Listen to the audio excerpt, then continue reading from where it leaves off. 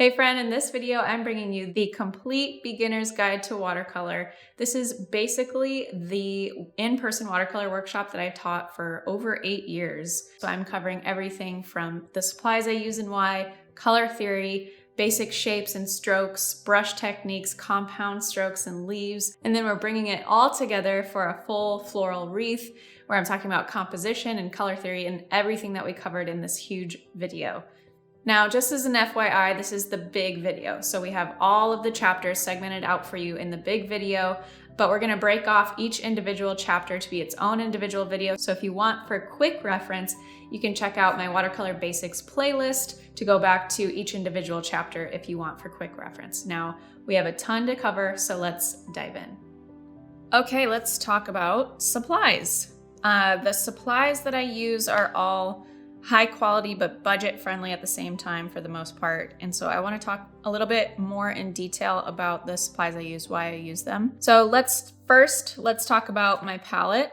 This is a Traveler's plastic watercolor palette. I use this for filming. I use this for traveling. I've had this palette for probably about 6 or 7 years. Whoopsie, we've got a little, I don't know where that came from. I've had this palette for about 6 or 7 years. I love it. I also have a ceramic palette by Sylvan Clay Works that I absolutely love, but that thing stays on my desk because it's pretty heavy. And I use about, I think, 14 of these colors now because I added a couple more this past year. So if you're looking at my palette and you're like, wait, that looks like way more colors than just 14 colors, that's because I have this pink in here I used for about a week 7 years ago, and I haven't used it since. And then same thing with these two greens. I rarely ever use. This is Windsor green, this is olive green, and I don't use these. This one, I thought it said, the tube said watercolor, but it was actually gouache, and so it's hard as a rock in here. And I don't use it. I could obviously scoop it out, scrape it out, but I have been lazy. Before I move on to the pigments that I use, the colors and their names, one thing that I do get asked about this palette is what this thing is for. And that is, if you're standing and painting, you can hold your palette with your thumb inside here. And then you have little brush holders right here. But I never stand and paint. If you do stand and paint though, that's pretty fun. And then it folds up and can travel with you. It's perfect for little art retreats or something like that if you're traveling and painting. All right, so let's talk about the colors that I actually do use in my palette, starting at the top with Mars Black. I stick with all of my cool colors on the left side and then all of my warm colors on the right side. So if you're new to this channel, I talk about separating warm and cool colors quite often. We'll get more into it in the color theory video of why I separate my cool versus warm colors and which ones make up cool and warm. But simply, if I am mixing, let's say orange and blue, for example, in the same mixing dish or mixing well area, it's just gonna make muddy brown colors. So contrasting colors are gonna make brown. And so I have all of my cool colors on the left side, all of my warm colors on the right side. So black, this is a cool black, it's Mars Black by Winsor & Newton. All of my colors are by Winsor & Newton, and they are professional level. So if you are going to all the links we have in this video and you're looking up the paints and you wanna buy or wanna purchase the paints that I use, you might be startled by some of the price tags. However, I always use, if you're buying a 14 milliliter tube of paint, of watercolor paint, you're using about a quarter or a third of that tube to squirt, the technical term squirt, a dish worth of paint in here. And I let my pigment dry overnight, so for about 24 hours, and then I use it. I just wet the area, wet the pigment that I want, soak up the pigment that I want, etc., and then go to my paper. There's a couple of reasons for this. So instead of using paint straight from the tube, like a lot of people do, which is totally fine, I like to let it dry first because it's just like watercolor pans or cakes of pigment. You can still get some really rich opaque pigment if you work your brush in there a lot. But the number one reason why I do it this way is to not waste pigment. If you are going straight from the tube, with wet pigment, a lot of people will waste the pigment. And then along with that, it lasts a really long time. So like I haven't refilled, I paint every single day, and I haven't refilled my pigments in about 3 or 4 months. I'm getting low on some of my yellows. These are the same yellows, by the way. I'll talk about it in a second. So I'm getting low, and I'll just squirt a little bit more of the wet pigment on top of it. So a 14 milliliter tube might cost you $15, $16, but it's gonna last you 8 to 12 months most likely if you're painting every single day. Obviously, certain colors will run out quicker. I run out quicker of the yellow a lot quicker than, let's say, cobalt blue, because I rarely use cobalt blue. It's only for special occasions. So, look at that when you're looking at the price tag up front, and then maybe just start with a few colors, or start with just primary colors and black or something to get you started and see the difference between high quality paint and student level or something that is not as quality. So Mars Black, Winsor Newton Professional Level, this is Burnt Umber. Then we have Ultramarine Violet. Then I have Prussian Blue. I've got Cobalt Blue, Phthalo Turquoise. Again, this was this weird turquoise gouache that I thought was watercolor. This is Windsor Green Blue shade that I haven't used in a few years. I just add blue to my sap green, which is the green that I use all the time. I use this every single day if I'm painting florals. This is my favorite green. And then Olive Green. I don't really use it that much because I'll usually, if I want like an olivey green color, I'll just add Burnt Umber to sap green. So these two colors you really don't need unless you don't want to keep mixing up the blue greens and the brownish sagey greens. Then maybe you can buy them if you want. Otherwise, I just mix up secondary colors with sap green. And then I have 2 dishes of Lemon Yellow Deep on my cool color side because I like to mix up greens with sap green. And then I also like to mix up greens with my turquoisey colors. And so if I used the same yellow, obviously you can see by my palette, I'm very, very type B. And so I am going directly on top of dishes of color with other colors on my brush. If that stresses you out, then you can just go into your mixing wells. But the reason why I do this is because it's quicker, it's faster, it allows me to work wet and wet a lot quicker. And I can always just add water to this and dab it up, clean it up with a paper towel if I need to. Then over here I have Cobalt Turquoise and Manganese Blue. This Manganese Blue and Cobalt Turquoise I recently added. I'm not a huge fan of the Cobalt Turquoise because I was looking for something that was like macaw feather blue turquoise, the actual element turquoise. So Manganese Blue is like a new addition to my palette as of a few months ago, and I'm loving it. Great color. And then over here on the warm side, we have Scarlet Lake. This is like an orangey tinted red. So I'm not using cadmium red or, colors that are your traditional reds or traditional blues. I like to have that kind of like off, what's the word? Not hipster colors, trendy colors, corally red, it's cute. And then Opera Rose. This is a bright neon pink color when you get it by itself and a lot of pigment on your brush. It's beautiful. I don't remember which orange this was, but again, this is one of the colors that's been in my palette for about 7 years and I never use it. I think it's Windsor Orange. I don't even know if that's a color anymore. I haven't said that in like years, so I don't remember. Cadmium Orange, I rarely use just because it has cadmium in it. But it is a great orange. If you want to mix up oranges, I usually do some Scarlet Lake in yellow or Opera Rose in yellow for a bit more of a blushy orange. But cadmium orange is a great orange. It has a toxic ingredient in it, unfortunately. Again, never use this color. Don't remember what it is. I think it's also gouache because it's super duper hard, but never use it. And then this is Lemon Yellow Deep, and Yellow Ochre. So I use, like I do Lemon Yellow Deep over here, 2 different oranges or what I'm mixing up. These are like for my muted oranges with yellow ochre or, not as vibrant. And then over here, I'm mixing Scarlet Lake or Opera Rose with it. So all of these colors are by Winsor Newton. They're all professional level. Again, everybody is going to be different. Every artist is different. Some artists have really great success with student level paints. However, I use professional level paints just because I love the rich pigments. They are pure pigments. There's less binding agent in the tube of paint. So student level paints are less expensive because they're using a lot more binding agents to basically lessen the intensity of the pigment, but also bind it to the other mixture in the other ingredients in the mixture of the tube to make it cheaper. So they're not like using pure pigment. And there's, you know, more binding agent in there. So it's not as rich. It doesn't blend as well, I've noticed. Obviously, there's a lot of people out there though that use student level, have great success. So start where you can with the budget that you have. I love professional level though, just because of all of the capabilities I have with it, the rich pigment, like I said. So there is my palette. Now let's talk about brushes.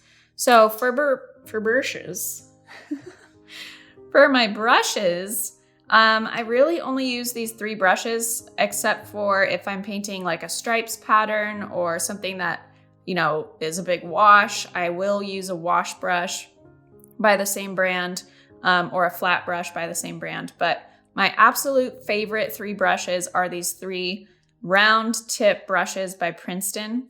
These Princeton brushes are from the series Heritage 4050, and I use the size 2, size 6, and size 16 round brushes most frequently.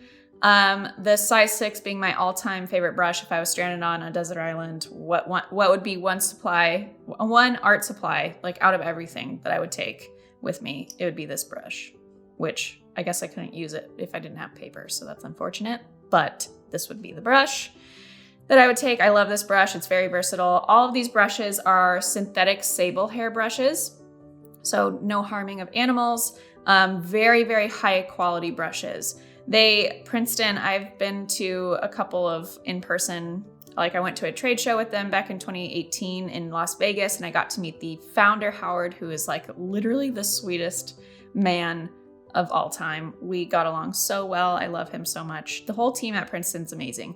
But I got to hear him talk about the making of these brushes and how they've been handed down this Japanese style of making these brushes with the ferrule and the hair and the binding from a 3rd generation brush maker in Japan, and all of this fascinating stuff and why they use these, or why they created the technology for these brushes, and no harming of any weasels, and what, you know, the actual natural hair brushes, which no shame on anybody who does that, but I just prefer not to. And they're at like a quarter of the price of a natural brush with, I believe, better technology than natural brushes. Now, I know I'm going to get hate in the comments from the natural brush fanatics, the actual sable brush fanatics, because people are very, very pearl clutchy when it comes to their brushes, their natural hair brushes. And I totally get it. But these synthetic sable hair brushes from Princeton are incredibly flexible. They snap right back to form when they're really wet and you maybe push on it with a vertical hold like this and the brush fans out. They snap right back to their fine point tip. So they're really flexible, really snappy. They also hold a lot of pigment and water, which is a huge advantage when you're painting with watercolor. Obviously, acrylic, oil, all of the different mediums are going to have different technology and advantages with the type of hair that they use, the ferrule, all of that kind of stuff. So you definitely want to check out the different series of brushes that Princeton has if you're painting with acrylic and not watercolor, obviously, because it's going to be different. But all of these brushes are really snappy, flexible. And that was a huge, like eye-opening thing for me when I first started painting with watercolor. I didn't have these brushes. And about a year into painting with watercolor, I discovered Princeton and I was like, oh, this is what painting with good brushes feels like. So make sure you check out those brushes, all linked below. I use, again, size 2, 6, and 16. The size 16 is for my big flowers, big peony petals, big leaves, or if I want to cover a large wash area and I don't have a wash brush with me, then I'll use this size 16. And then size 6 is pretty much what I use 80% of the time when I'm painting florals. And then for small details, I'll use a size 2. I love using this size 2 brush too if I'm painting something like architectural drawings or style paintings with fine details, or portraits where I'm getting really, really fine details as well. So these are great versatile brushes. You really don't need much more than this. Obviously, I have jars and jars of brushes that I've just accumulated over the years. I think that's just like an artist thing to do. We love collecting brushes and we think we're going to use them all the time. I use them very infrequently, unfortunately, and have been gifted to many, many friends over the years and many kids who are starting to pick up watercolor. So that's a good use for them. But these 3 I always come back to. Love them tons. All right, next let's talk about paper. For paper, I use Legion Paper Stonehenge Aqua Cold Press. So the biggest question people have when it comes to what paper should I use for watercolor is, should I use cold press or should I use hot press? And there are many talented professional artists who use hot press. There's many talented professional watercolorists who use cold press like myself. And the main reason why I use cold press is because of the texture. So hot press paper, the actual process of making the paper is going to use a hot press that basically smooths out all of the pulp, all of the texture in the cotton paper. So this is 100% cotton paper, and it smooths it out in the process of making the paper. Cold press doesn't use that process, obviously. It's a cold press, so it's gonna have this nice toothy texture to it. It's got, if you zoom in really closely, which you don't zoom in with your eyeballs, that's just with cameras, I guess. But if you look really closely at your paper and you have cold press paper, you should see some bumps in texture. That toothy texture is what helps hold the water and the pigment in place while it's drying. So I tried using hot press paper, and maybe it's my style, maybe it's just the way that I paint, but I do use a lot of water when I'm painting. And so with hot press paper, I kept noticing that I would have to come back to areas or petals when I was over painting something else to like mess with it and make sure that no hard lines were, happening on the paper, because a lot of movement happens on really smooth paper. A lot of hard lines happen on really smooth paper because it's not being absorbed by that toothy texture. So I prefer cold press paper just because of that. But you want to make sure when you're using paper, you want to make sure that you are using 100% cotton paper, that it's acid free. And then I use 140 pound or 300 GSM paper. I don't really go any much above that, so I don't use 300 pound paper, mainly because I found that it absorbs perfectly with 140 pound paper. And then this is a block of paper instead of a pad. So pads are glued just at the top or just on one side of the paper. So let's say you have 15 sheets, they're just glued at the top edge or one of the edges. A block of paper, you usually are glued on all four sides, and there's either a corner that's left unglued, or for the Legion paper, it's on the side right here, like about 1.5 inches is unglued. So that is where you would slide your finger or a soft ruler or a canvas bone to lift off the top sheet. And the reason why I paint with a block of paper is because it keeps all edges of my paper completely flat while I'm painting. Because we're painting with watercolor, we're adding water to paper, and that's going to create buckles, that's going to create warps and divots and dips and valleys in our paper. And so if you're painting with just a loose sheet on your table and you're noticing that it's like creating this V with your water and pigment pooling into that V because it's creating a valley because you're adding water to your paper, then you're going to get some funky drying moments. You're going to get some hard lines and some wonky things that you don't want. So I use a block for that reason. If I do use just a single sheet of paper, then I will pull out my 3M artist tape, that blue painter's tape, and tape all four sides down on a piece of cardboard instead of taping it on my table, because I like to rotate my paper when I'm painting. So if you do work with loose sheets or you have a pad of paper and you don't want that to happen, then just take off that top sheet from your pad or your loose sheet and tape it to something that you can rotate. You can even use, if you just have like a used block or a used pad, you can tape it to this, but that way you can still rotate your paper. So that is paper. Another great brand of paper is Arches.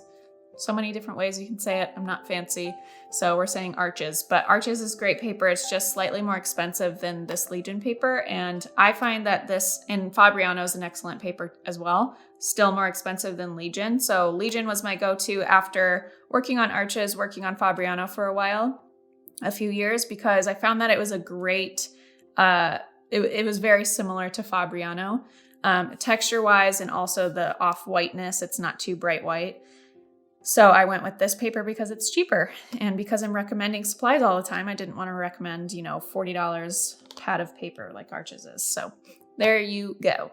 And then one more thing that I always have on hand is paper towels or a washcloth or something I can wash or dry my brushes off and get rid of pigment onto.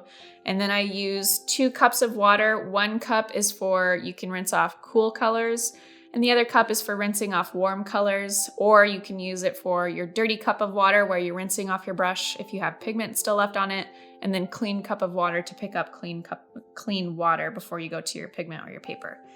So, So we have a supply playlist all dedicated to my love of supplies, many videos in there. If you want to learn more about supplies that I use and why I use them, check out that playlist. We'll link it in this video.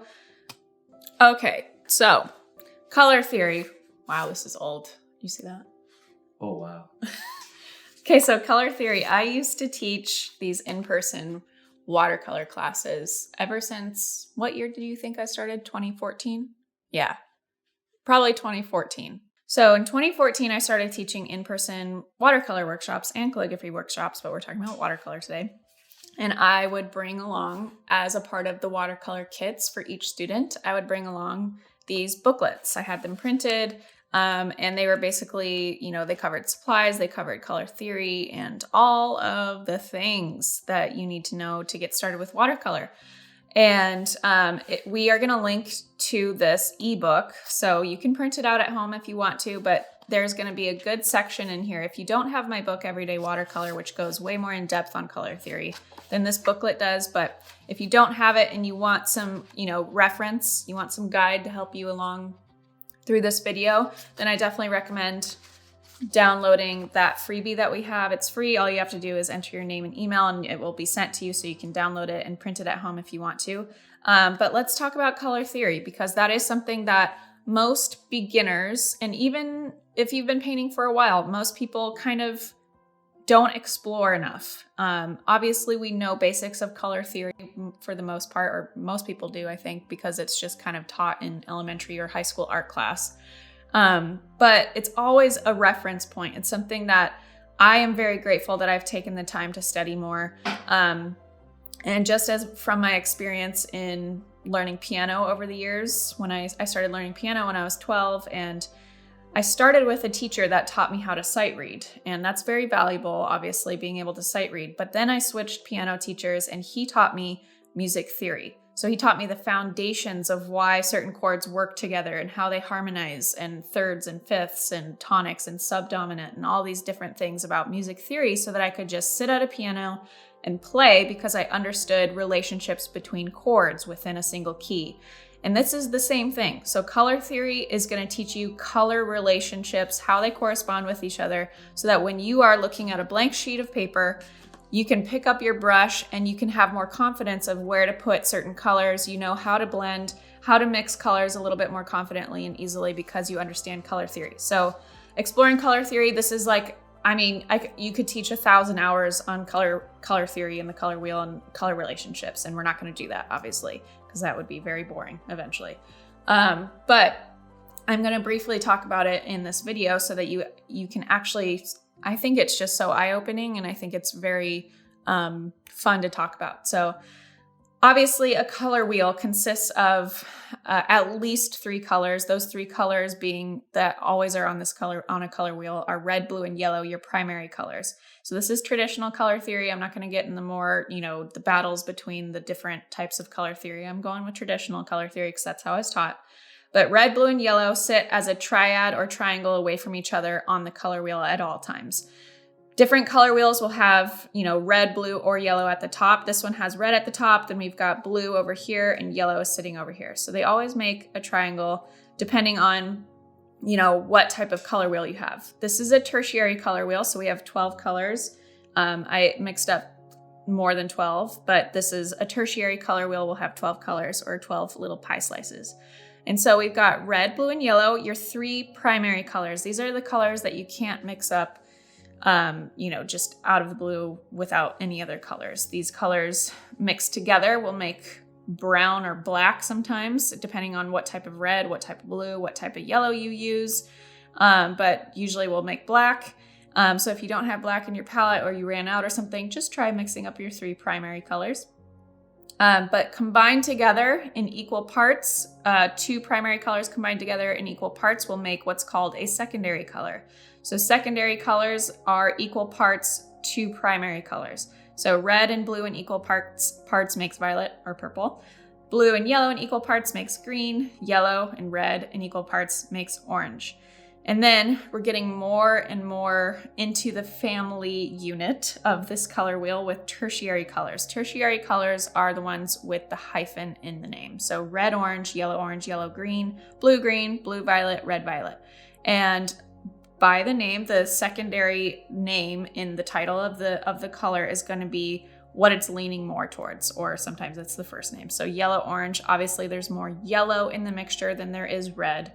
Yellow, green, there's more yellow in the mixture than there is blue, etc. All right, very basic, but let's actually get into the relationships and why this matters.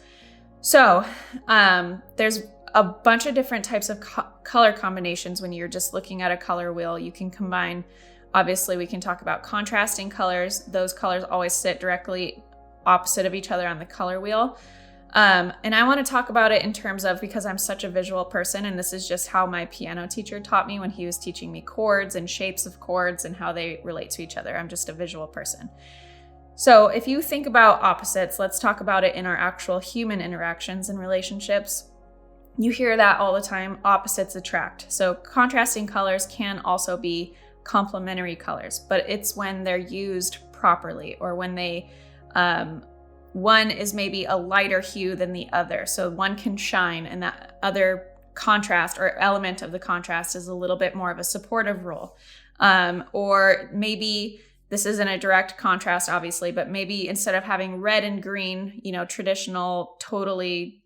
So instead of having just pure red and pure green, maybe you shift the green a little bit to the left or to the right, and you add a little blue to it, or you add a little bit of yellow to it to offset that direct contrast.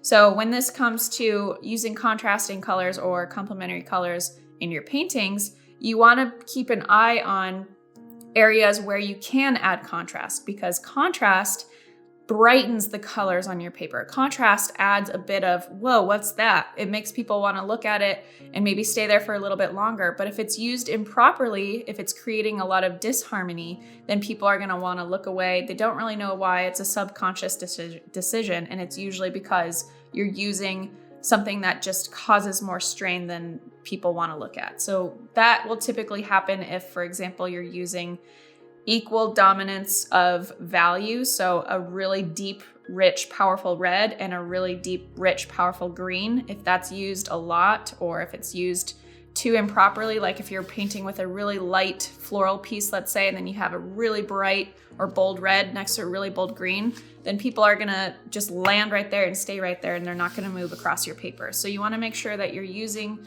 contrasting / complementary colors properly so that they create harmony. However, there are really interesting ways that you can use bold, contrasting, like what you would think would be, grinding on each other colors, red and green, or blue and orange, purple and yellow, etc., on purpose, and it makes the piece really interesting. So if I'm using that bold blue or bold red and green, I'm just making sure to create balance on my paper in terms of how the actual paper feels weighted. So if I just have the bold red and green up in this corner, that balance, it's going to be tipping to the left corner, and it's going to feel like the paper is falling off, and people are just going to land and stay right there. And we don't want that. But if we're creating purpose with our balance, and we're creating even weighted zigzag across our paper like this, or an S-curve across our paper is going to feel like it's balanced, it's even, it's not tipping on one side or the other. Literally feels that way or looks that way with your eyes. I know this may sound weird, but I'm just a very visual person, and it's the same thing with photography. It's the same thing with creating balance in composition. When you're painting, you want to make sure your painting isn't feeling like it's tipping over. So we've got red and green are contrasting colors. Anything that's directly opposite of each other on the color wheel is going to be contrasting or complementary colors, because they are literally the most unlike each other. They're furthest away from each other on the color wheel. Direct opposites of each other. So that would be a contrasting color palette combination. One of my favorite color palette combinations when I'm trying to create a really subtle change or a really subtle movement with people's eyes when they're looking at a piece of paper or a composition is an analogous color palette. So an analogous color palette basically uses 3 or 4 or more, depends on, you know, the amount of colors you use, hues that sit right next to each other on the color wheel. So we could do red, orange, orange, orange, and yellow.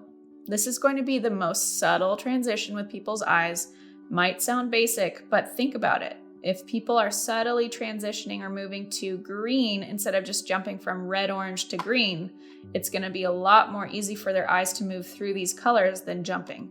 So it's the same thing with, you know, using secondary and tertiary colors are going to help bridge that gap between your contrasting colors. So again, if we are using a red and green element up here, let's say, I'm making sure to mix in some red, orange, some orange and yellows around it so that it's subtly transferring between red and green instead of just boom, there's your red and green, if that's my purpose there.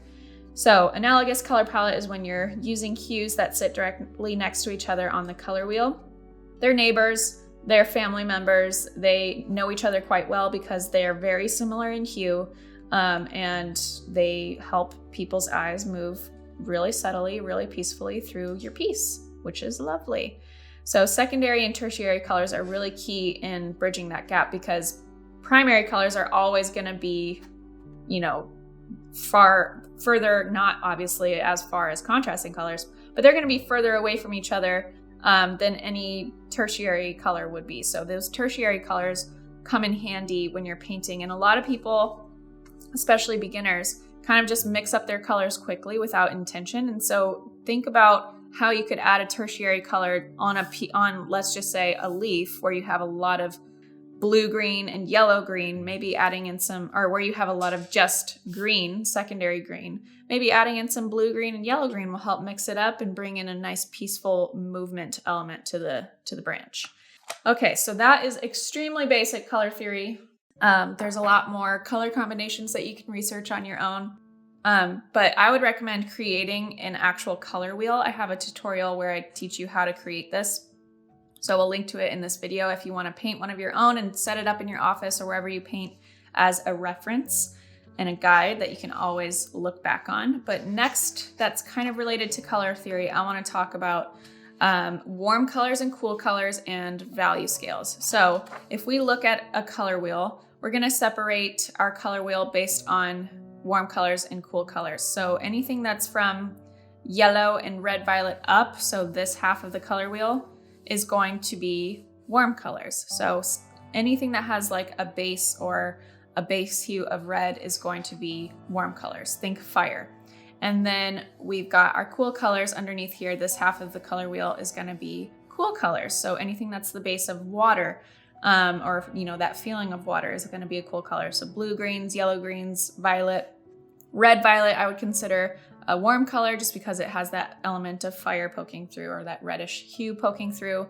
We're not going to get into the nitty gritty, but there are blues that can be warm undertones. There are reds that can be cool undertones, but basically speaking, red and cool colors are going to be separate halves of the color wheel. What did I just say? Warm and cool colors are going to be separate halves of the color wheel. And the reason why I point this out is because if you're painting with 2 cups of water, a lot of people get confused on where to rinse off their warm colors, where to rinse off their cool colors. That's the process that I use for cleaning my brushes off. So if you do the same, then you know anything over here is going to be in your warm cup, and then anything that is the cool color is going to be in your other cup. And the reason for that is you're always going to have, with warm and cool colors, you're always going to have one warm color, one cool color in a contrasting relationship. So red and green, for example, red is a warm color, green is a cool color. And contrasting colors, whenever they're mixed together, always make a muddy, murky color. It can be gray, it can be brown, and that turns your water brown if you're only using 1 cup of water, or you're mixing off cool colors and warm colors in the same cup, then you're always going to get muddy, murky water. And the style of painting that I do, I like to have rich, bold, bright colors, pure colors. I like to keep my colors as clean as possible when they're on my paper. And so if you like that as well, then I like to separate my cups of water so that I rinse off warm colors in one and cool colors in the other. So there is that. And then let's talk about value scales. So a color isn't just by itself one shade or one value. There are so many, this is why I love watercolor so much. We don't need to use white paint to lighten the color. We're going to use water to make it more transparent. And we don't need multiple tubes of paint to make these different shades or values. So a value is the lightness and darkness of a color. The hue is the actual color itself, or the pigment. And so right here, this value scale is Scarlet Lake.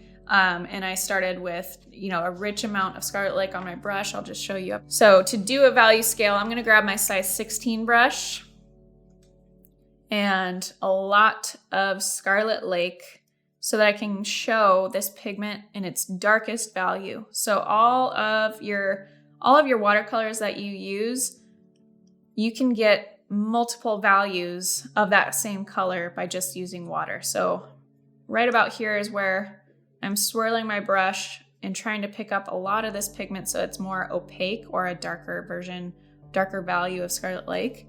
Then I'm just going to use a slanted hold about 15 degrees away from my paper with my size 16 brush and paint a little swatch area here. So there is probably my darkest value of Scarlet Lake, using a lot more pigment than water. But then to lighten the color, I'm just going to lighten what I have on my brush by flicking my brush and my water cup back and forth a couple of times, like so, and making sure to always swipe off the excess water on my jar. And then we have a slightly lighter value. So one thing to notice or take note of when you are trying to lighten a value, maybe in the middle of a painting, you're trying to get a lighter value of something, make sure you're not too aggressive with your flicking or not aggressive enough. So there's two different types of people. There's people that are really aggressive and they get rid of all that pigment in one foul swoop. And then there's people who are really scared of the water and do it very delicately. So take note of which person you are.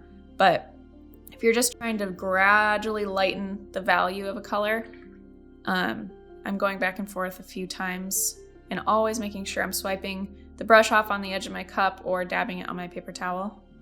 And we're just gradually getting lighter and lighter. And let's say I wanted to get to Scarlet Lake's lightest value, then I would basically just get rid of all that pigment from my brush as much as I can. And obviously swipe off the excess water. And we have basically water with just a tint of red or Scarlet Lake. So value scales are a really great way to practice just gradually lightening a color. It helps you get used to the movement, get used to that muscle memory of rinsing off your brush just gradually over a gradual scale. So I'd practice value scales. Again, I teach you how to do that in this little booklet. If you want to download it for free, it's in there. And then also about hue scales. If you want to mix up two hues together, creating secondary and tertiary colors. Obviously, red by itself, Scarlet Lake by itself is going to be a primary color, red. And then the more yellow pigment I roll around in, the more orange or red orange it's going to get, and then eventually yellow.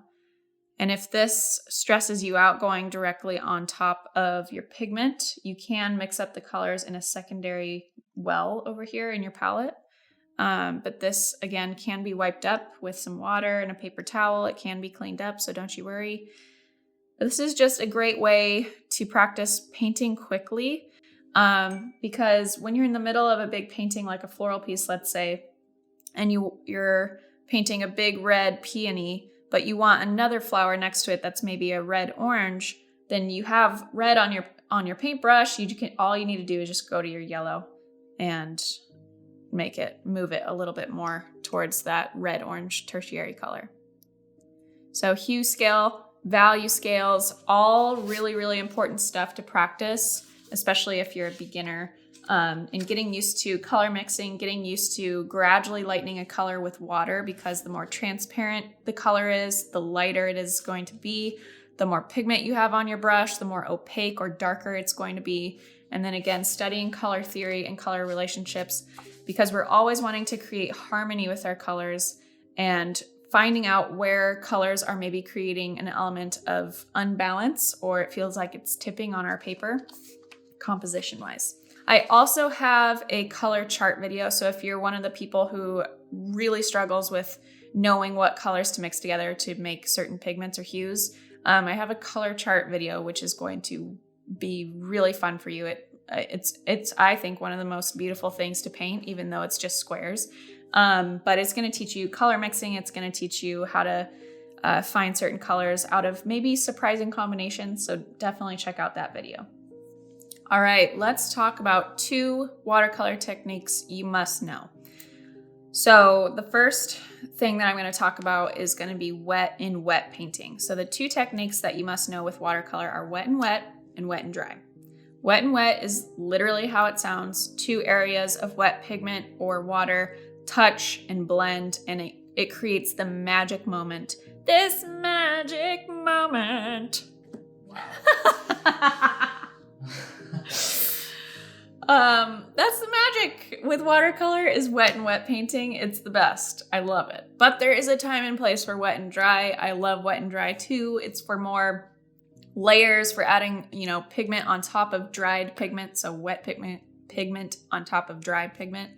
It's when you're going to be able to create a lot more depth, a lot more detail and shading, is using wet and dry. So there's a time and place for wet and dry, especially if you're painting realistic style florals or portraits or whatever, anything that's more realistic. You're going to use wet and dry quite a lot. But wet and wet is, you can use it for more loose style florals. You can use it for blending and shading and creating layers of depth first with blending and shading before adding the detail in a realistic painting. So wet and wet, literally how it sounds. Wet and dry, literally how it sounds. But let's talk about wet and wet first, because there's going to be 3 different methods that you can use to achieve wet and wet painting. And this is, again, something that you really want to practice and tackle as a beginning watercolorist, because it's where the magic happens. It's where you're going to see those amazing blooms or bleeds between 2 colors or 2 values of, lighter or darker values. So you want to practice it for sure. So let's talk about the first way to achieve wet and wet painting, and we are going to talk about pulling. So I'm going to grab my size 16 brush, and let's do Prussian blue. It doesn't matter if you're following along in this video. It doesn't matter what color you're pulling up. You just want to make sure that you have a really dark or opaque value of this first swatch that we're going to do. So I've got a lot of water on my brush, so I can pick up a lot of pigment. And this Prussian blue, all I'm going to do is literally just show you a demo of how to do this pulling method. So it's not like it has to be exactly like this, but let's just lay down a nice swatch area of this Prussian blue. So wet and wet, like I said, it's exactly how it sounds. If this pigment right here is too dry, you're not going to be able to achieve wet and wet. So see how I can move this pigment around in like this little puddle area? That's going to be perfect for the pulling method. But I also don't have a little bulb of puddle situation happening. That would be too much water. So to use the pulling method, I'm going to just grab water on my brush. It's okay if there's still a little pigment on your brush. And I am going to swipe just that very bottom edge of the blue with water, like so, and then pull it down. So as you can see, that Prussian blue is bleeding. As far as the further down I go with my water, the further down this bleed is going to go. So that would be called pulling. So you can pull pigments or areas of pigment or water down with swiping and then working your way down with water, or with a color. You can do pulling with colors too, and not just a color and some water. You can do the same thing, blue or red or whatever color you're using.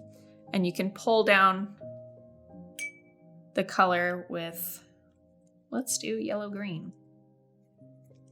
But this pulling method is my favorite way to show a gradient between dark and light colors, or between 2 different colors. So you can pull it like so, and it will gradually bleed. And you can help it bleed a little bit more. If it's not bleeding the way you want it to, or how much you want it to, then just go back on that edge and kind of poke it. Same thing over here. If you want it to bleed a little bit more, just kind of do that. So pulling, pushing would be the next way of using wet and wet. It's literally the same, but opposite. So we're gonna push two colors or a dark and a light color into each other. So let's say we have this swatch area here. Maybe it's a petal or a shape of some sort. And next I am going to push Opera Rose into my Prussian blue. Create a slightly different experience of these blends, but you want to make sure you just barely touch the edge so that it does the mixing for you. And again, if you want it to blend a little bit more, we can just kind of scoop that in there. But these areas where you see some shading or gradual blending, those are called blooms. So those blooms, depending on if there's too much water, like right here is gonna dry kind of weird, so I'm gonna soak that up. If there's too much water, that water is gonna act like a wall and it's gonna block the blending from happening. So you wanna make sure that you're not using too much water when you're painting with wet and wet. Obviously, we need water for this magic moment to happen, but just keep in mind that it's a balance between not enough water and too much water. And you always want to make sure you kind of dab or soak up the excess water on your paper towel or swipe it off on the edge of your cup. So pulling, pushing, and then the next one that I'm going to show you is poking. Let's say I have a petal or something that I'm painting that's a really light blue first, and I want to add some, let's just do a circle shape. I want to add some dots to it or darker color to it. This is where some really fun magic happens. Maybe you're painting a night sky or you're painting ocean. This is manganese blue, and I'm just gonna poke it on this area of wet, either pigment or just water. So you can do this to add texture or ripples to water. It's a fun way to create water effect. Or to sit on a color and add more on top of it, like so. But it creates a fun, and the more you sit on the same spot, the more it's gonna burst open, or the bigger it's gonna be. And right here, I have some water kind of pooling, so this burst didn't happen as big as these ones because the water is too puddly, it's acting like a wall. So up here, it's gonna do more than the areas that are puddles. So you can use poking for a spotted effect on an animal, like maybe a cheetah. Obviously, this is a funky colored cheetah moment. Good to use in water or to darken certain colors. Fun effects with wet and wet painting.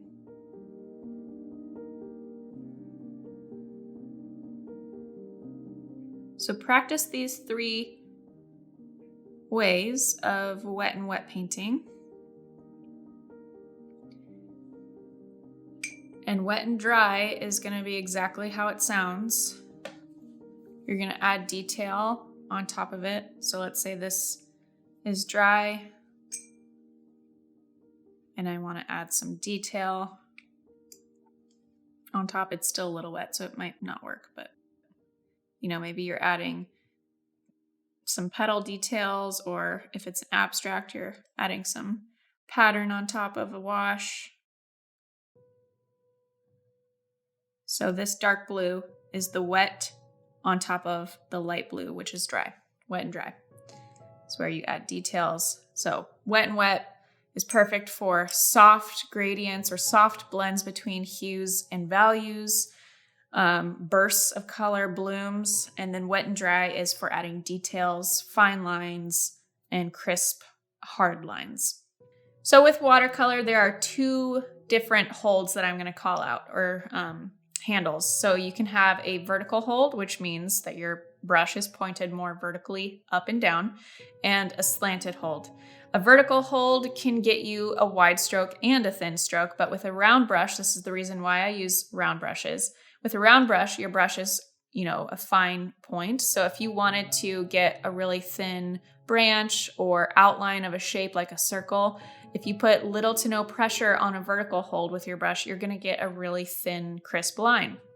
But if you do the same thing, vertical hold, and apply pressure, then the hair of the brush is going to spread out and you're going to fill in, let's say, a circle a lot quicker. And so we're going to practice painting circle totems, like just columns of circles, while we're also using wet and wet technique. So don't stress out too much. This is just to get you to focus on brush technique and going between a vertical hold and a slanted hold. Slanted holds, I use slanted holds most of the time to blend something in, or to soften wet and wet blending, or to color something in quicker than just sitting there and coloring in the circle with the tip of my brush, because the slanted hold allows me to use the belly of the brush. Vertical hold, again, we're going to be using the tip of the brush. The stroke is going to look very different than if we use a slanted hold. The stroke is going to look very different too, depending on what you're painting. So let's say I'm just going to grab a little practice sheet here. This is going to be in a future video with compound strokes, but the way you hold the brush is also going to affect the way the stroke or the subject, whatever you're painting, the shape looks. So if, let's say I'm painting a leaf, it's going to look a lot differently if I'm using a more vertical hold like this with the tip, and then I'm putting pressure on it like this, than if I'm using the belly of the leaf. So obviously I'm using the same pressure and technique. Belly of the brush. So obviously I'm using the same technique. I'm putting pressure on my brush and then releasing pressure. But one, I'm using the tip of the brush. The other one, I'm using the belly of the brush, pressure, release. And it looks more like a finger, or just as more of a sharp edge. So the way you hold your brush is going to be really important with the overall shape of whatever you're creating. So for this exercise, I'm just going to use my size 16 brush and my 16 round brush, and we're only going to be painting circles. I'm going to start with, a darker color. It can be anything that you want. It can be a lighter color too if you want, but I'm starting with Prussian blue and a lot of it on my brush. And to create a circle, a smooth edge circle, I'm going to use a vertical hold. So my brush is pretty much straight up and down. If you start to see a little droplet forming, make sure you dab your paper towel or swipe off that excess water so it doesn't create a big blob on your paper. So I'm going to use a vertical hold, and the way I'm holding the brush is whatever's comfortable to me, but I want to get kind of down on the ferrule or the handle of the brush pretty far, and I'm just going to use my fingers to swirl around the edge of this circle. And you can put pressure on this brush or no pressure, so you get like a really fine line, but the less pressure you put on the brush, the more wobbly it's going to look. So I'm putting pressure on it as I swirl it around this circle. And then I'm not going to sit there with a vertical hold and color it in. I'm going to use a slanted hold to quickly color it in, because we're painting wet and wet galaxies or totem, whatever you want to call this. And so my next circle, I am going to just use water. You can use turquoise, you can use pink, whatever you want to, but I'm just going to use water for mine. And I'm going to do the same thing, swirl around the outline of this circle and then color it in quickly first. But now I want to show how I would bleed these two shapes are using wet and wet. So I'm going to swirl my brush, gradually increase the width or the circumference of this circle, swirling around, and then just barely swipe. And we get some magic. We're creating like snowmen. Next color, let's do a warm color. I'm going to use Opera Rose. You can stick with just cool colors. This is just practice, brush technique practice. So we're not really thinking about color theory and composition and where it's landing and all that kind of stuff. We're just practicing our brushes. Maybe I'm going to do a small pink circle here. Color it in with the belly of my brush with the slanted hold, and then gradually increase the size and touch. Clean it up. Maybe some orange for my next one.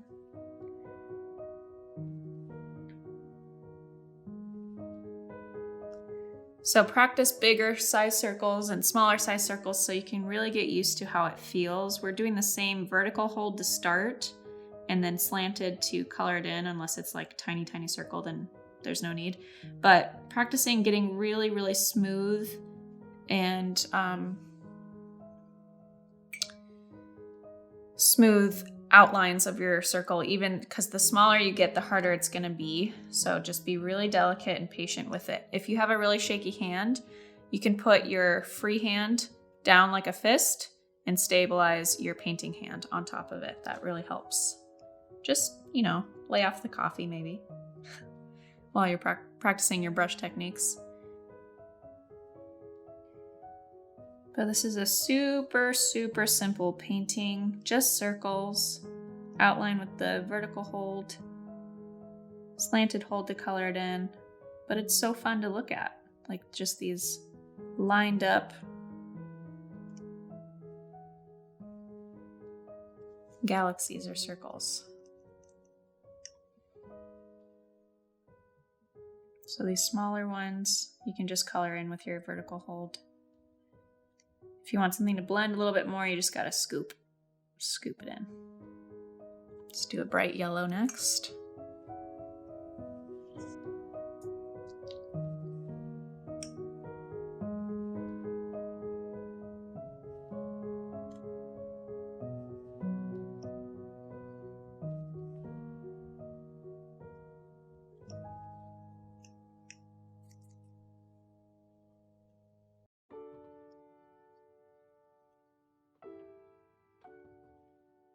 And maybe back to some pink, some manganese blue for a bright purple pink.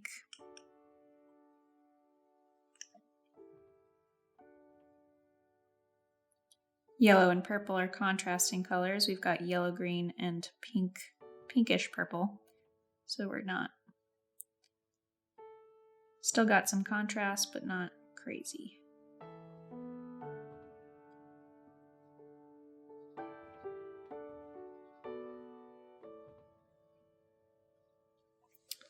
Fun stuff. We can come over here and create more totems, more practice.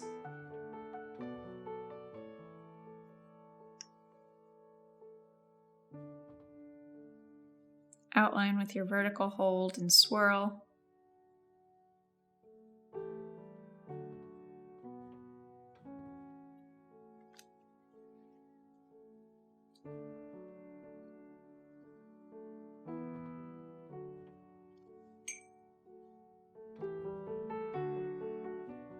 Slanted hold to color in, and then just gradually get bigger. So it may seem redundant or boring, but this practice is very, very valuable in developing that muscle memory for painting anything, for painting flowers, for painting portraits, you name it. The stroke or brush technique is very, very important to practice.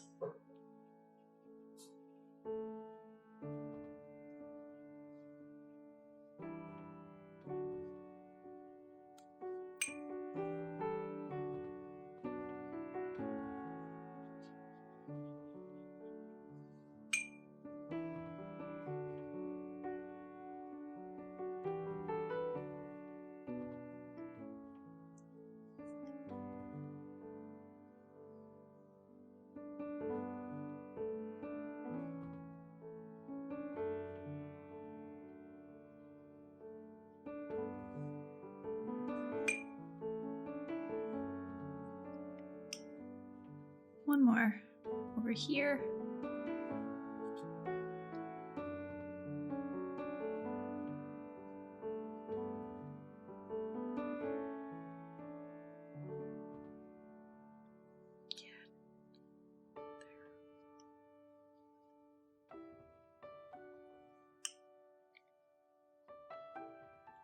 Fun, fun. It's like kind of like moon phases, but they're not moons. They're just colorful balls.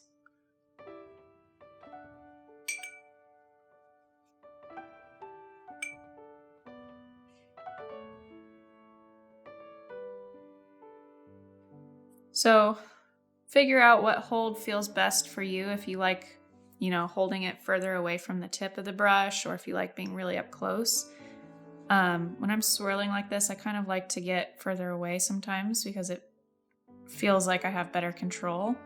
It's not as wobbly.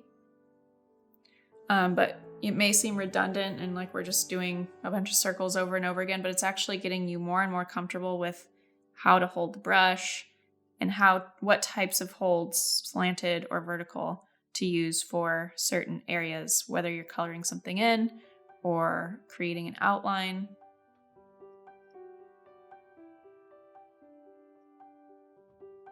And different angles too are going to get you more or less coverage.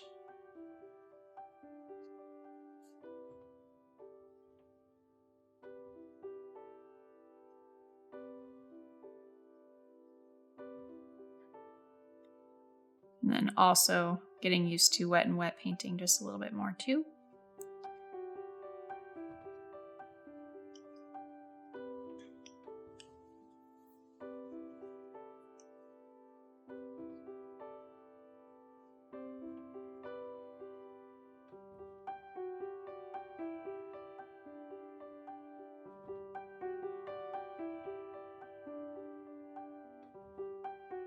You want to make sure you're focusing on painting relatively quickly if you're wanting to see these big bursts and blooms, because this is how wet and wet painting works. If one of your circles is too dry and you put a circle right next to it to bleed, it's not going to because it's dry. So you want to make sure that you're working kind of quickly.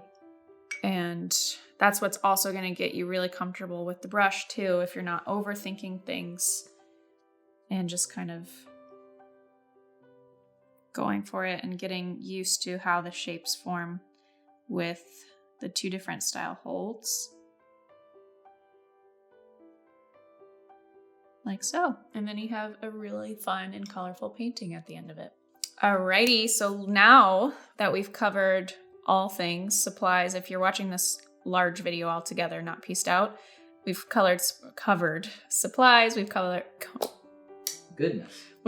supplies, we've covered color theory, we've covered wet and wet versus wet and dry, and we've also covered brush techniques with our circle piece, and that has gotten us comfortable with vertical holds versus slanted holds. Now we're going to combine our vertical and slanted hold together in one foul swoop for using a compound stroke. So a compound stroke just means we're going to be using a vertical and a slanted hold. Along with that, with our vertical hold, we're going to be using slanted hold, we're going to be using pressure and release of pressure. So it's a compound stroke because we're doing multiple things in one stroke without lifting our brush. And to practice this, we're going to be painting leaves. So I'm going to be using my size 6 brush. And I'm going to show you how to paint some leaves individually by themselves first. And I'm going to grab some water on my brush and sap green so you can see, because we're obviously painting leaves, but compound strokes don't just happen with leaves. This is just a good example. So to paint a leaf, you want to point your brush handle the same direction the point of the leaf is going to point.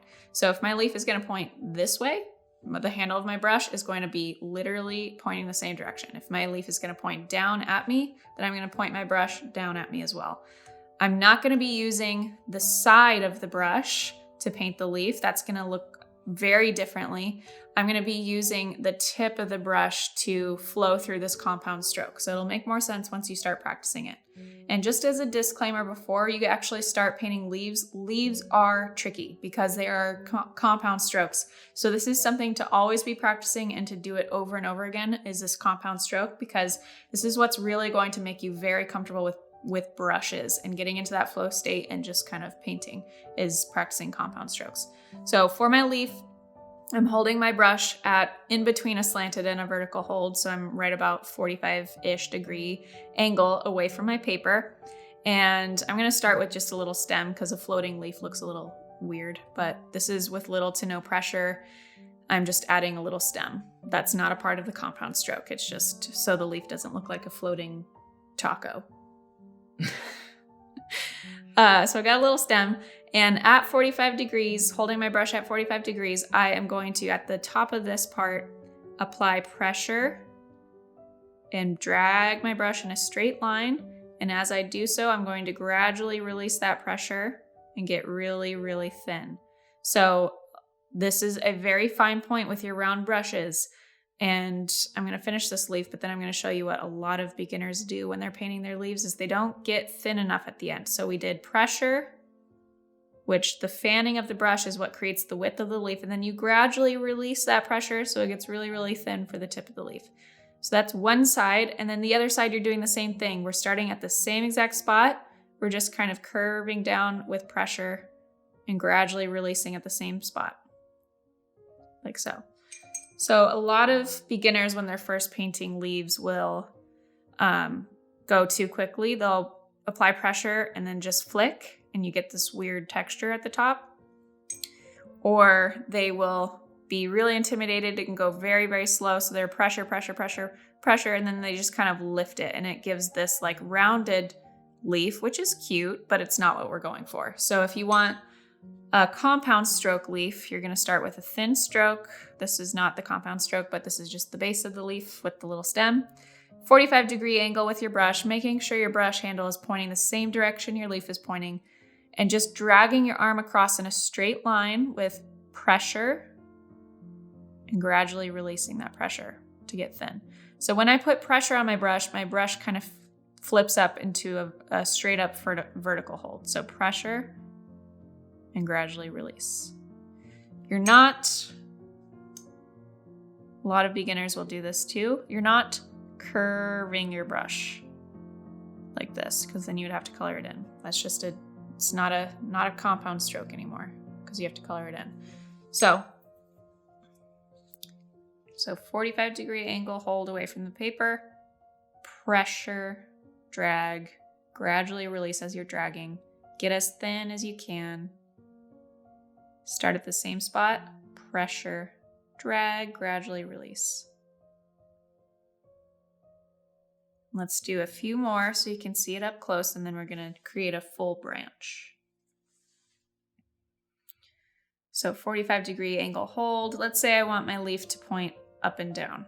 So my handle of my brush is going to point up wherever my leaf is going to point.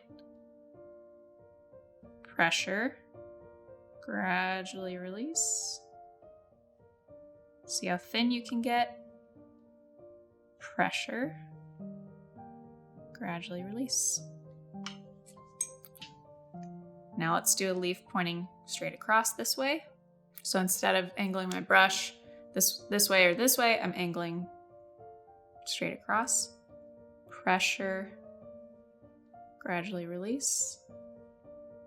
See how I'm going in a straight line too. I'm not curving up or down. The pressure is making my leaf fat. Release. Let's go this way. Pressure.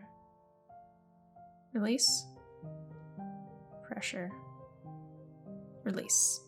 If you're struggling with this stroke, maybe the leaf is over too soon or you're working through it too quickly, you can also practice longer leaves like tulip leaves. So I'm doing the same thin stroke, whatever direction the leaf is pointing, and then I'm just dragging it out for a longer period of time, maybe curving with it and gradually releasing pressure.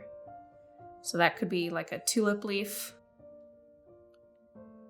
But this compound stroke I use in leaves all the time, but if I want to show fold in leaves, I'll do pressure, release, pressure again, then release. But compound strokes are used all of the time in brush lettering. So all your downstrokes in your letters are going to be pressure, so they're wide. And then all your upstrokes our cross strokes are going to be thin. You'll use this technique if you're painting some petals. I'll use compound strokes, so it's used all the time, and it's such a great thing to practice.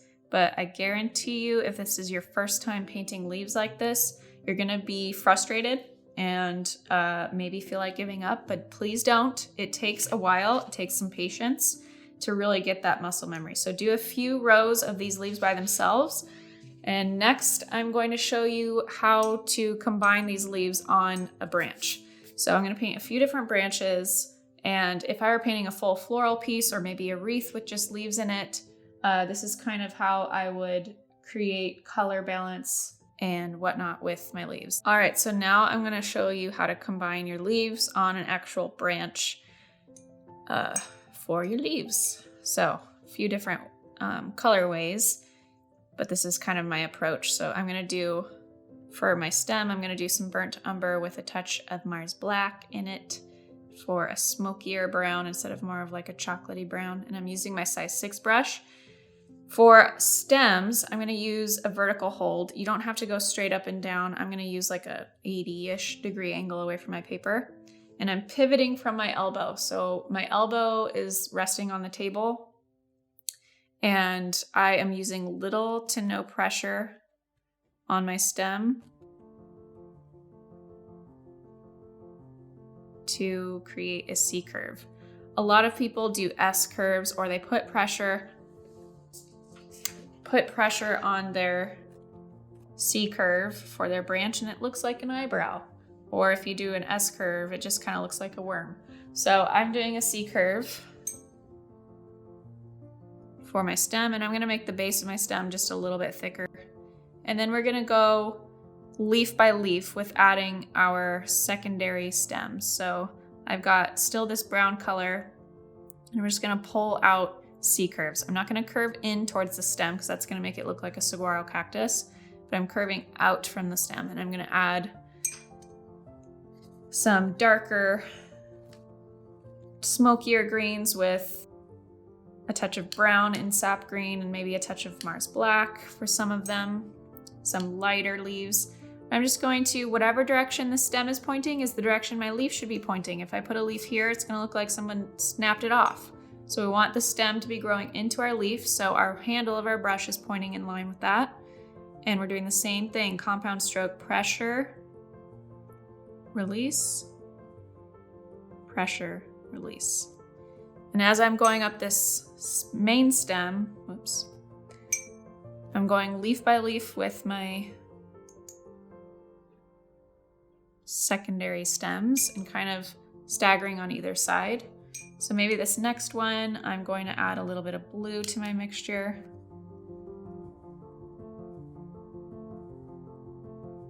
Making sure to point the handle of my brush in line with that stem. So now I want to create balance with this blue-green color. I don't want it to be green over here, blue-green over here, so I'm going to add a blue-green leaf here, but maybe it's a lighter value. So I'm going to grab this pigment with my brush and just rinse it off with some water for a lighter value. Pressure, release.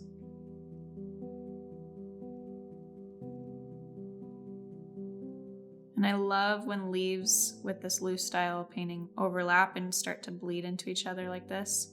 If you're noticing a little puddle on your leaves, just soak it up with a dry brush or paper towel, because that's gonna create a wonky hard line. Next, I'm gonna do some sap green and yellow green. I'm just staggering my colors and my values so that it's creating balance. And it doesn't feel like it's tipping in one direction or another. It's just creating depth and balance. Because some leaves are going to be overlapped, some leaves are going to be hitting light, and others will be more shaded.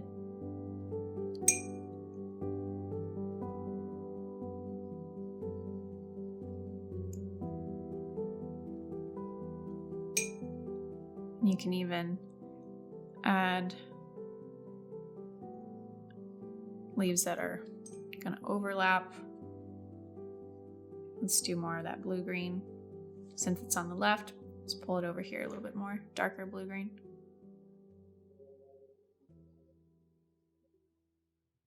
overlap.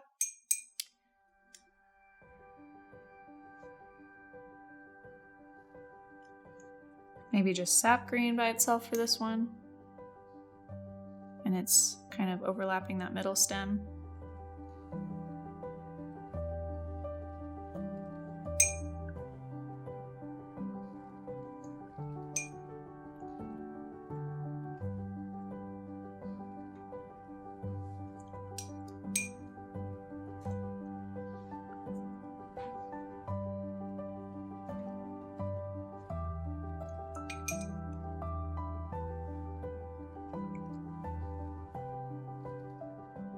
So with every leaf, I'm switching up the hue slightly, creating balance across the whole stem with hue and value.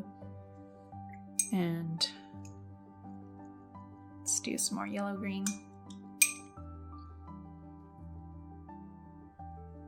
And practicing these leaves on a single stem over and over like this is developing that muscle memory. So even if it's looking wonky to you, just keep doing it until you finish the whole stem, because you're practicing muscle memory with this compound stroke, and it's not easy. Another thing that I want to mention too with stems, when you're doing a full stem like this, is a lot of people will bring their secondary stems really long and their leaf will be way over here, and that's going to create a big gap between your main stem and your secondary stem, and it's just going to feel really empty and weird. So I'm going really close to the main stem. I'm only going like 1/4 of an inch out, and I can always add more leaves in between some of these if I want to, if their gap is feeling a little too spaced out. But going between a mixture of sap green, Prussian blue, Mars black, and burnt umber, or sap green and yellow, lemon yellow deep, and mixing up values. I'm gonna add in some more leaves that are lighter, kind of poking through, maybe here and here.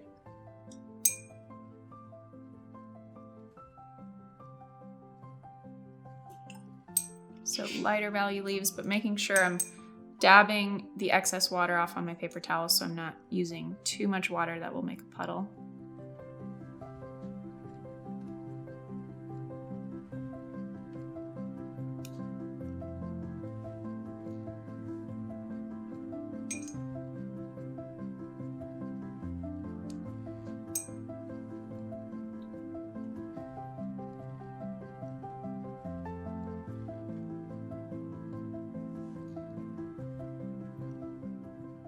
So everything I've covered in this watercolor basics video so far, we're combining for this big stem with all these leaves. So compound strokes, wet and wet painting. We've got some blending happening between the stem and the leaves and neighboring leaves.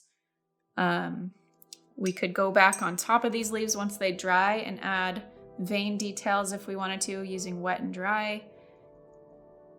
We're using vertical and slanted holds. All of the things. So these are great. Leaves are a great thing to be practicing over and over again, because you practice so much.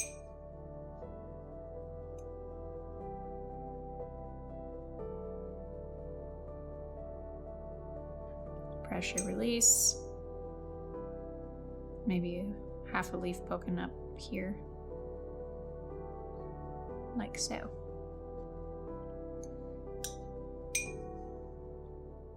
Okay, so now we're gonna paint a basic flower, combining everything I've taught you so far about compound strokes with painting leaves, vertical and slanted holds, and we're gonna paint a basic flower. I'm gonna use a size 6 brush. You can grab just Opera Rose or Opera Rose and Scarlet Lake, whatever color you want your flower to be.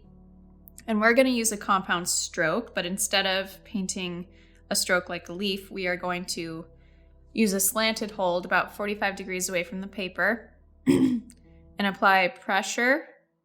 And then as we curve around, we're going to release pressure for this little teardrop. So we've got an upside down teardrop. So I'm going to do it again. So thin pressure, curve around, and gradually release that pressure. And then to make it look more like a flower, you can do another smaller, same stroke like this, and maybe just have little petals that are tucked behind. So this is our main petal, and then we've got another bigger petal over here, but all of our teardrops or all of our petals are pointing to create a V shape. So we're not doing our first teardrop and then our second teardrop is pointing down like this, because then the stem would be here and that just doesn't make sense. So you want to make sure you've got your first teardrop, pressure, gradually release, and then you're pointing directly to that same spot. Pressure, loop, release. And then I just do pressure and kind of curve in.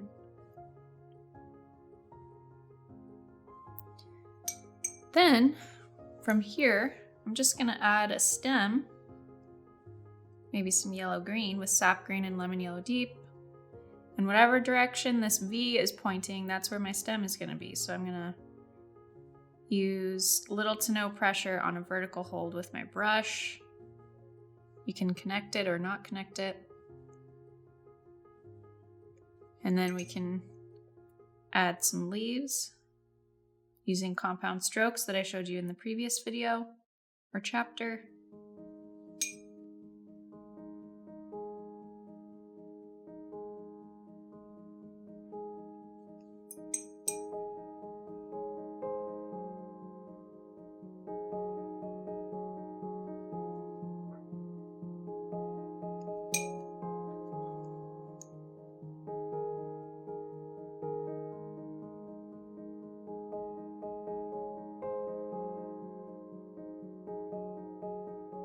So this is just a basic side view of a flower. Maybe it's a tulip. But same thing that we were practicing with our wet and wet technique and the leaves. When you're painting a full floral piece, you don't want every single petal of every single flower to be the same hue and value. So maybe some are more pink than others, some are lighter. But I've got just 3 compound strokes, well, 2 compound strokes and 1 little C-curve situation. And just pressure and loop back down.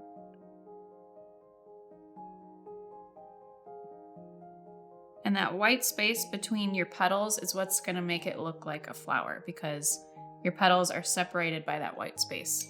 But you also don't want your petals to be too far apart, where you have a petal here and over here's your next petal, and then over here's your other petal, because then that looks too spaced out and weird. So you want them to be touching, but have little slivers of white space. Little slivers of white space so that it looks like separate petals.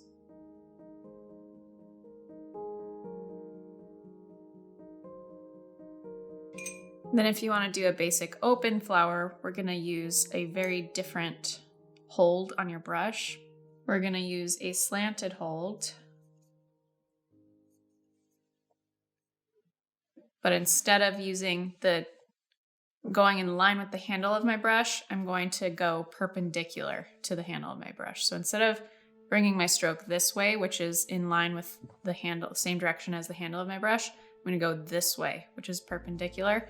So I'm going to paint a basic open flower with just these kind of up and down wavy motions of my brush, making sure every petal is pointing back to the same middle. This could be a cherry blossom. It could be an anemone. It could be a pansy. Let's do a pansy with just 3 petals in like a triad.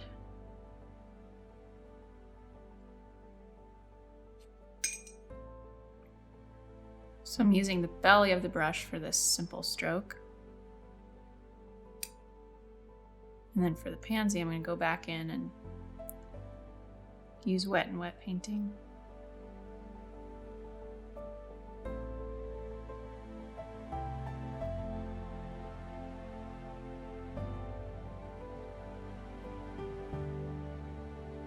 Maybe up here too.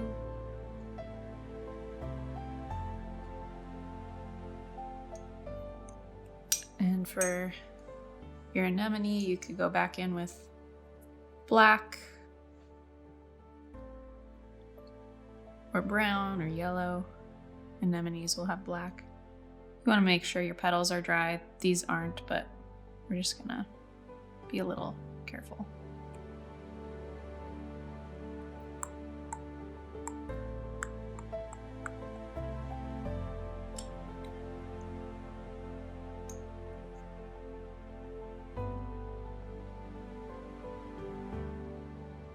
So with people painting flowers, the biggest mistake I see is people unaware of how petals are connected together. So you want to think about how a flower grows, and each petal is connected to the same center of the flower, which is connected to the stem. And so you want to make sure that all of your petals are pointing at the same center point. So if we had this petal just slightly shifted up like this, pointing up that way, that would not look appropriate. It would look really weird because it's not connected to the same center point. So you want to make sure that as you're going around with these open shaped flowers, all your petals are pointing in towards that same exact spot so that it makes sense. And then same thing with your side facing flower. You want to create that V shape, like that, V shape, because all of your petals are going to be connected. If you think about like an orange, for example, if you're peeling an orange from the top to bottom, but you're leaving the peels connected to the bottom, they're all connected to that bottom of the orange. It's the same thing with petals. As a petal or as a flower opens, that those petals are still connected to the base. So if I'm looking at the side view of a flower, I'm seeing a V shape. But if I'm looking at the top of a flower, I'm seeing a circle, like so.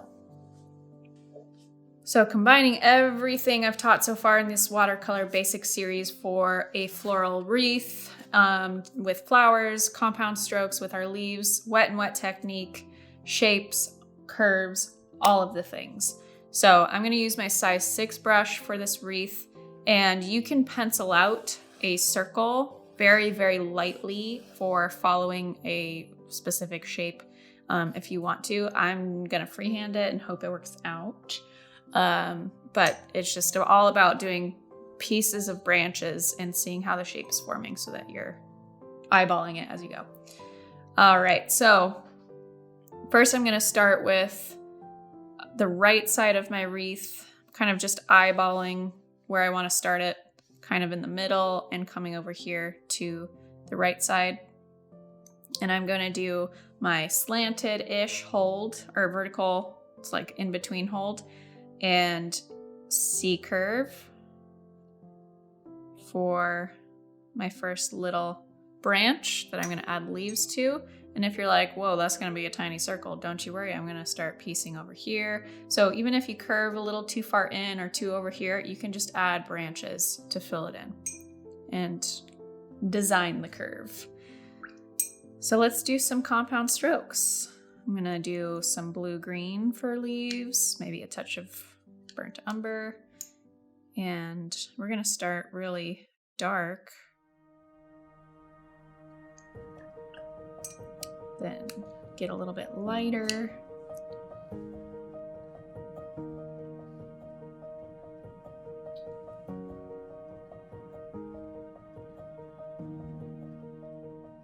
And right here is an open space where I can either add a flower or another leaf.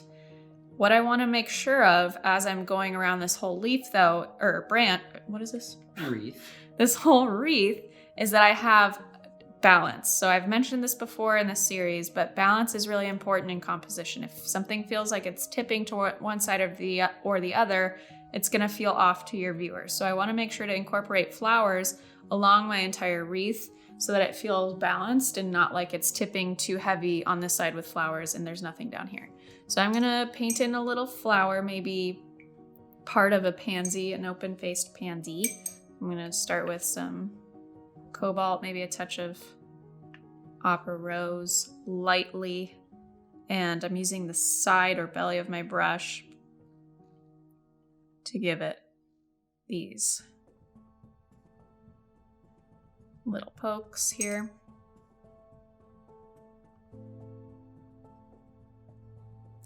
And then using wet and wet painting to give it that darker color bleed.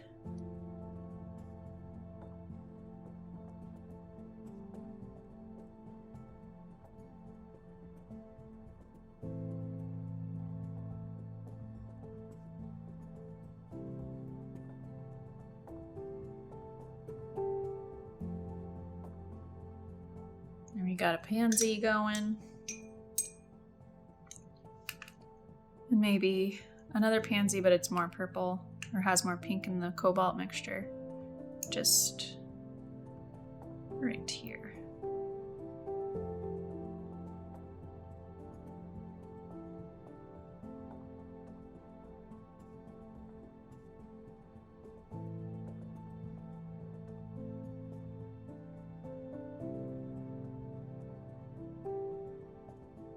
So obviously I'm not sketching anything before. This is just allowing me to practice freehand and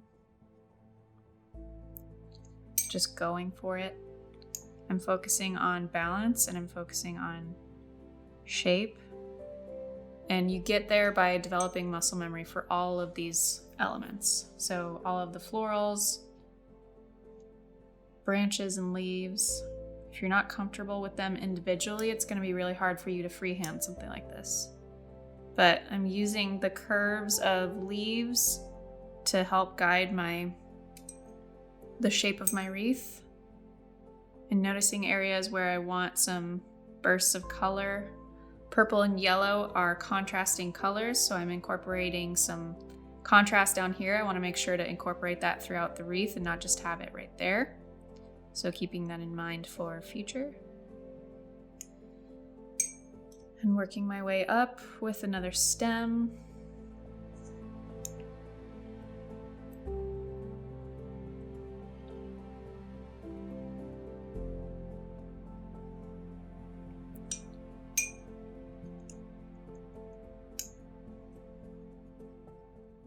Pressure release, pressure release.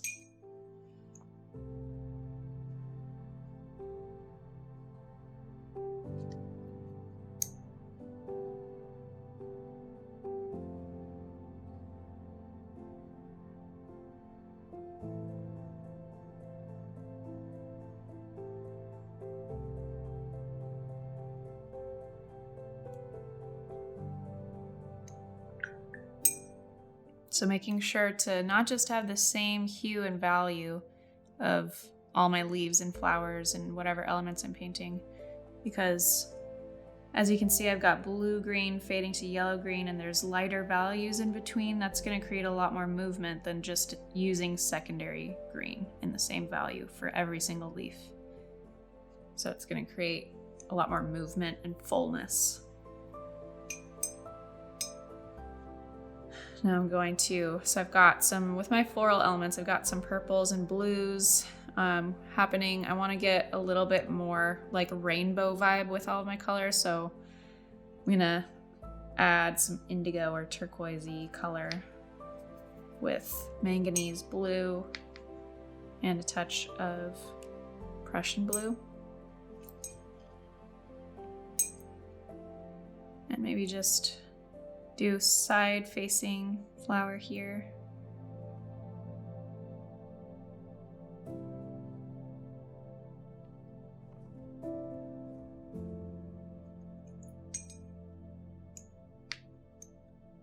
around here.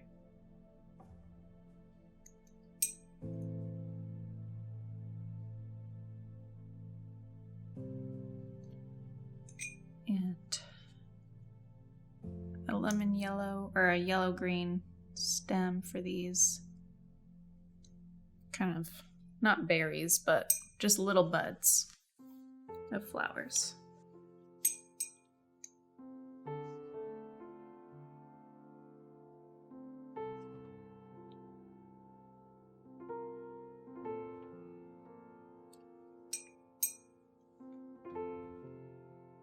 I'm just tapering off here and following my circle-ish, adding in little leaves to frame.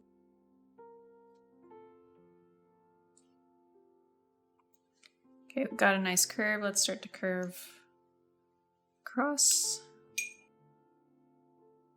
and get into some more yellow, orange, and red pinky colors for our florals eventually.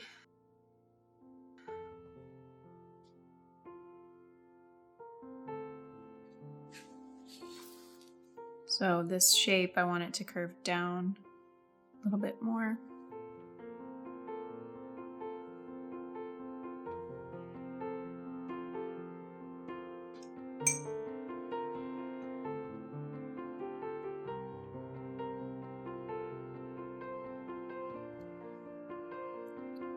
Pressure release.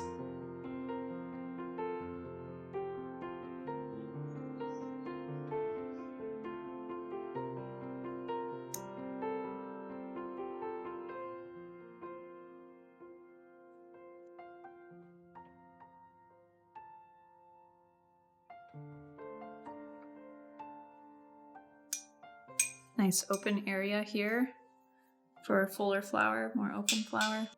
Maybe we do some yellow.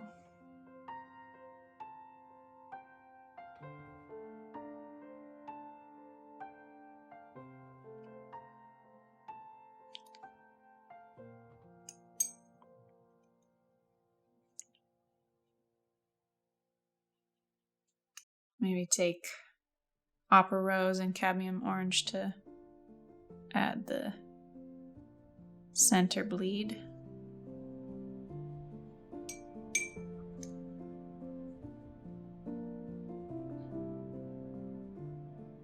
Opera rose and lemon yellow deep for my side facing flower over here, and get gradually more pink.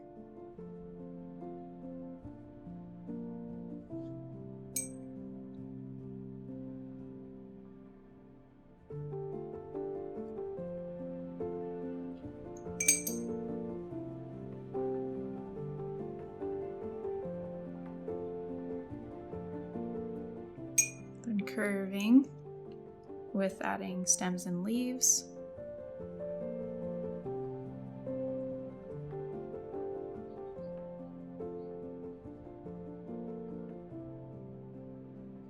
And as I'm starting to curve around here, I want to see how it's filling out. If it's feeling too boxy, then I'll add little leaves here and there. We've got a really dark leaf right there, so I want to make sure it doesn't feel too heavy or unbalanced. So I'm going to bring a darker blue-green leaf here.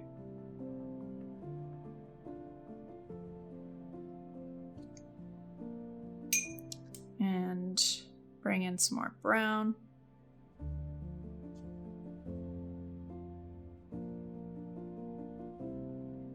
Using all the colors.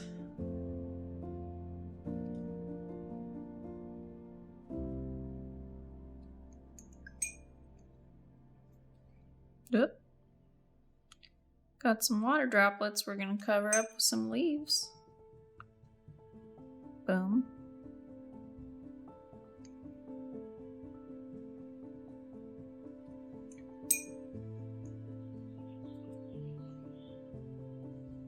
Light values, dark values, looking as you're painting for shapes, balance, where it feels like it's tipping or maybe feels too heavy.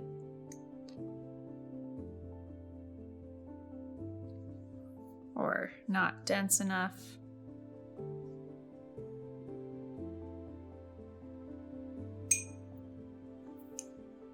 now we'll just get some more reds, pinks, and then a little more purple here to close it off.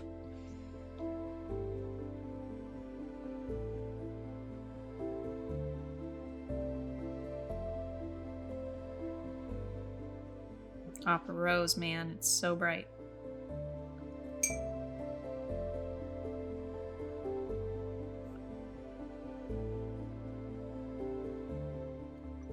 A pinkish pansy open right here.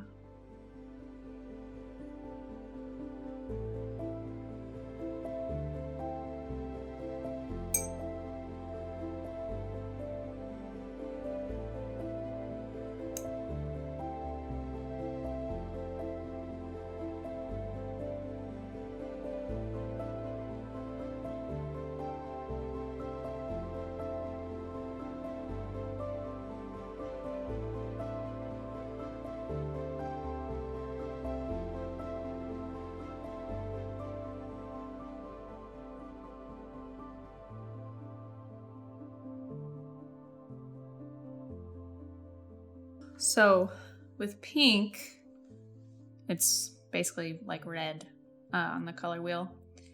Instead of adding secondary green, so just sap green next to it for my leaves, I'm gonna shift the hue a little bit more and add more yellow to the mixture. This yellow green is really gonna pop next to it because green and pink are contrasting colors, but we're not using the direct contrast with yellow green.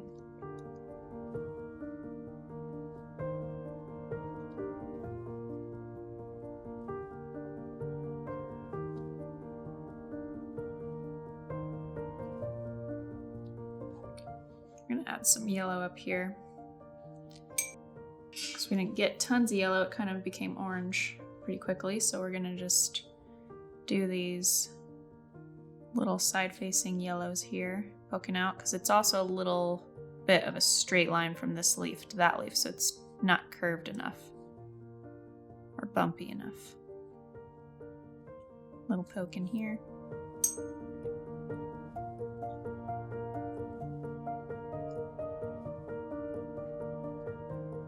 Little fluffs.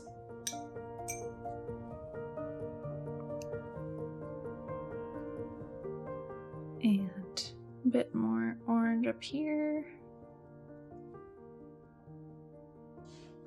These side-facing flowers are so easy to just add in these tight spots where it just needs a little bit more balance.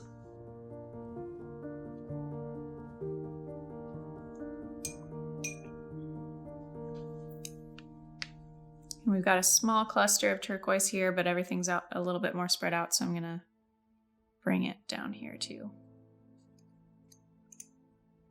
So always thinking about balance in individual sections of whatever type of piece you're painting, whether it's a wreath or a full floral piece.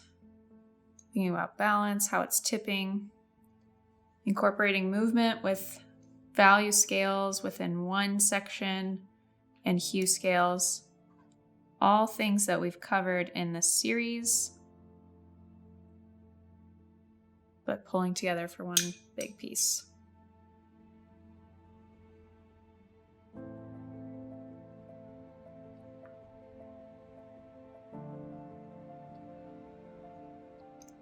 Now let's get a little purple so we can finish it off for a rainbow wreath.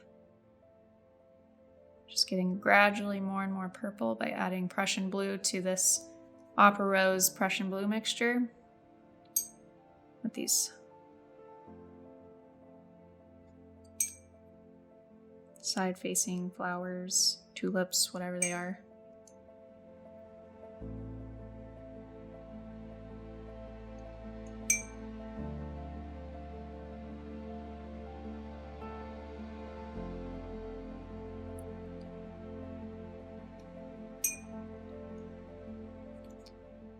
Brown stems, because it's a lot of green stems over here.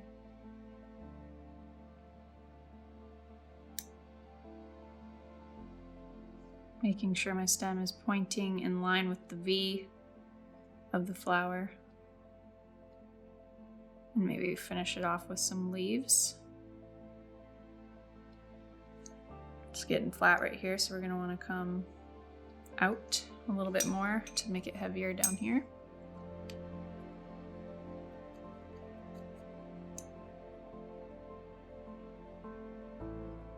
And incorporate that dark blue-green.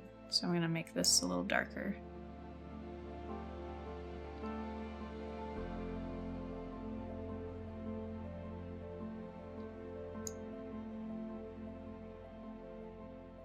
So I'm able to paint this a bit quicker because I am so comfortable with how these strokes are formed, compound strokes, color theory, color balance, all of that kind of stuff, that it takes practice and doing it something over and over again to really understand how to incorporate it in a bigger piece like this and make it feel balanced. But any area where I feel like something is really standing out or calling too much attention, I know it's either a shape imbalance or it needs some color depth, like with values and hue variation. Just keeping that in mind. We're getting heavy down here, so we need to thicken this area out.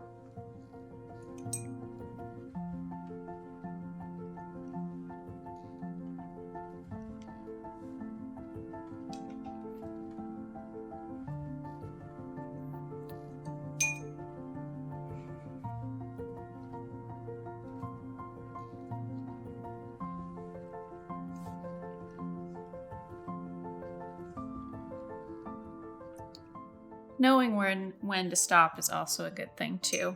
So we don't want to get too crazy with all these fluffs around our leaves, but just looking at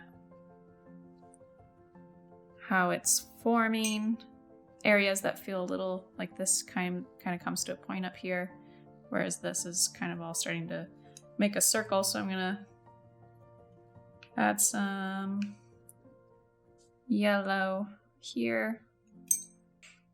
Something that I always find interesting about some comments that we get or messages I receive on Instagram from people who are just starting out or maybe have never painted like this before, but they've been painting for a while, is that there's a lot of people out there, and I totally get why, but there's a lot of people out there that are trying to hurry the process and be further along than they should be. And maybe it's part of our culture or with social media and being able to see all of the brilliant work out there and getting discouraged with wherever you're at in your process. But I think the most important part of getting better over time is being okay with where you're at, and that like mental muscle that you have to flex in order to not get bothered or frustrated or overwhelmed when something isn't turning out the way teachers is or the way you think it should, but not letting that overwhelm or that like discouragement get the best of you, because a lot of people give up when something doesn't turn out the way they want to, but they don't realize that every artist has crumpled up paper in their trash can. So keep that in mind. And then with our final details, we're going to use wet and wet painting to add little stamen areas to, like this lemon yellow deep here, to this pansy.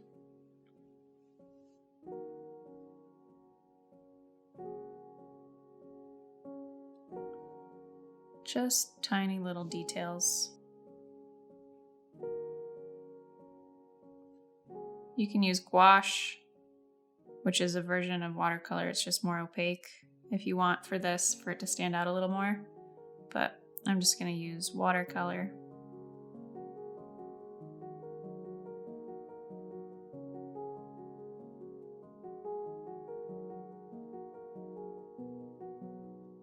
Now, I hope that video was helpful for you. If you need further resources and research, please check out that free ebook I mentioned. I have a floral watercolor ebook that goes over all the things that I covered in this series, which I cover brush technique, supplies, color theory, everything. So if you need a guide to walk you through step by step as you're watching these videos, make sure you go download that freebie.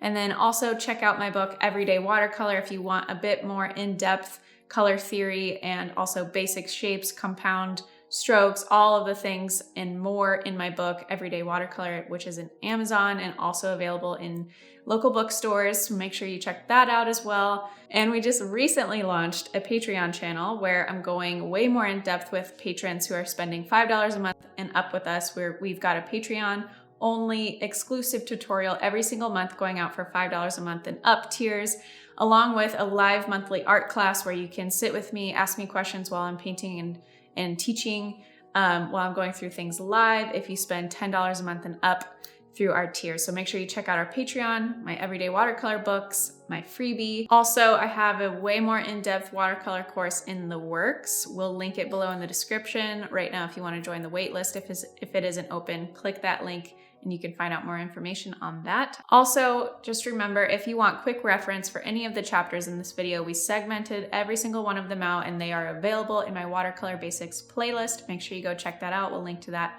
here so you can check it out, and I'll see you in the next video.